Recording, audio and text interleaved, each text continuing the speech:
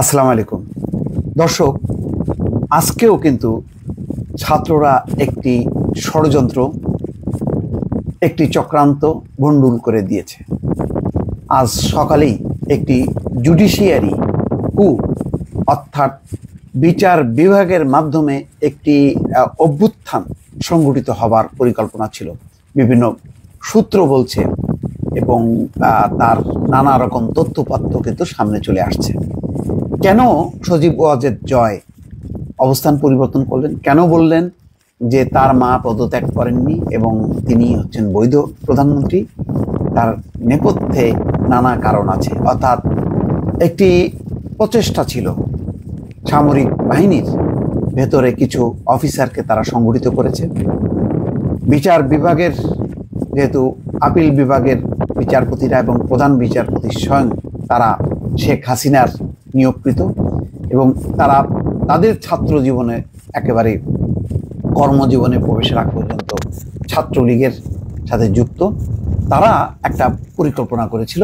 সেই পরিকল্পনা দর্শক সামরিক বাহিনীর গোয়েন্দা বিভাগ সেটি ফাঁস করেছে এবং সামরিক বাহিনীর তরফ থেকে সেটি ছাত্রদেরকে জানিয়ে দেওয়ার পর সেই অভ্যুত্থান ঘটার আগেই তারা শুধু হাইকোর্ট না, তারা বিচারপতিদের বাসভবনও ঘেরাও করতে শুরু করে।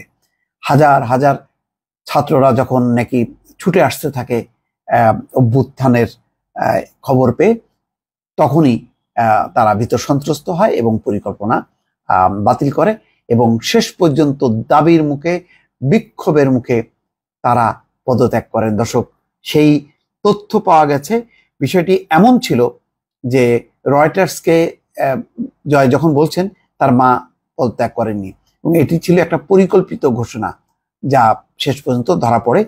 সেনাবাহিনীর নিচের দিকের অফিসাররা যদি জনগণের পক্ষে না থাকতো, তাহলে আজকে আরেকটা রক্তের বন্যা বয়ে যেত। দর্শক, আজকেও সেনাবাহিনীর ছোট অফিসাররা রক্তক্ষয়ী সংঘর্ষ থেকে ছাত্র জনতাকে বাঁচিয়েছে। দর্শক, এটি হলো খুবই গোপনীয় একটি রিপোর্ট, যেটি আপনাদের সামনে উপস্থাপন করছি। আজকে একটা কুয়ের প্ল্যান ছিল, জয় এবং আরাফাত ছিল তার নেপথ্যে, অর্থাৎ জুডিশিয়ারি কু। কিন্তু সঠিক সময় সেনাবাহিনীর গোয়েন্দারা ছাত্রদের কাছে সেই তথ্য ফাঁস করে দেয়। এই তথ্য জানার পর জুডিশিয়াল কু রুখে দেয় ছাত্ররা।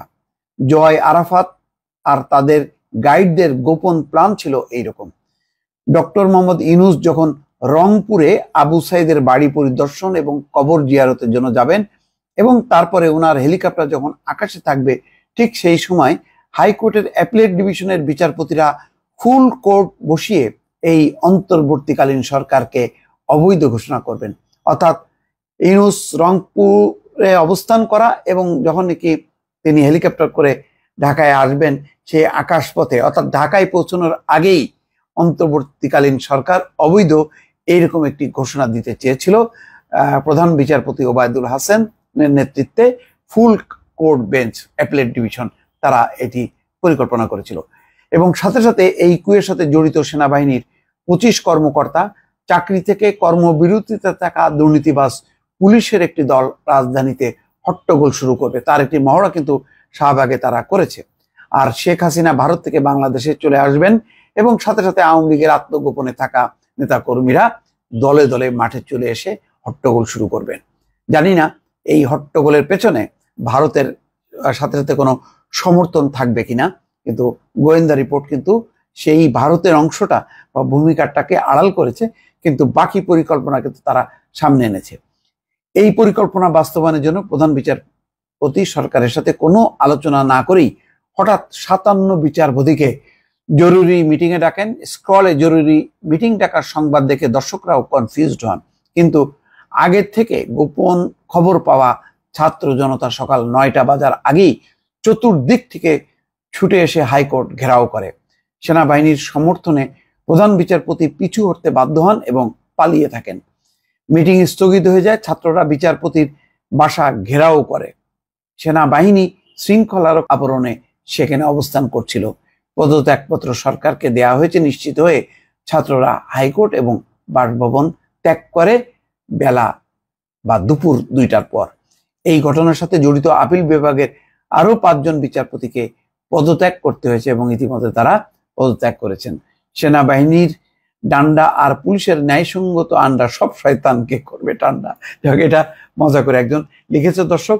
তার মানে হচ্ছে আজকে যে জুডিশিয়াল কু কথা বলা হচ্ছে বা জুডিশিয়ারি কু, তার একটি সংযোগ কিন্তু পাওয়া যায় সজীব ওয়াজেদ জয় যখন বলছেন যে তার মা পদত্যাগ করেননি এবং তার মায়ে এখনো বৈধ প্রধানমন্ত্রী বাংলাদেশের, এবং তার সাথে ফুল কোর্ট বসার আজকে যে পরিকল্পনা, সেই পরিকল্পনা এর সাথে একটি সম্পর্ক আছে এবং এরকম একটি শেষ চেষ্টা হয়তো করেছে। জানি না আরো কোনো চেষ্টা আছে কিনা, কেননা এখনো প্রশাসন, বিচার বিভাগ, পুলিশ সমস্ত জায়গায় কিন্তু তাদের নিজস্ব নেটওয়ার্ক আছে। সেই নেটওয়ার্ক গুলো দিয়ে তারা চেষ্টা করছে এবং তারা মনে করছে যে হিন্দু রক্ষা কমিটির আবরণে হাজার হাজার মানুষ নেমে যাবে এবং আবার মানে আগের গভর্নমেন্ট পুনর্বহাল হবে। কিন্তু শেষ পর্যন্ত ছাত্ররা এখনো পর্যন্ত মাঠে ঘাটে ময়দানে যে অতন্দ্র প্রহরীর মতন সজাগ হয়ে আছে, ডাকা মাত্রই তারা হুড়মুড় করে এসে হাজির হচ্ছে। এটাই হচ্ছে শক্তি। এই শক্তি দিয়ে বাংলাদেশের যে দ্বিতীয় স্বাধীনতা, সেই স্বাধীনতা রক্ষা হচ্ছে এবং সেটি রক্ষা করে চলেছে এই তরুণ প্রজন্ম। আবারও তারা কিন্তু দ্বিতীয়বার তারা দেখিয়ে দিল। দর্শক ভালো থাকবেন, আল্লাহ হাফেজ।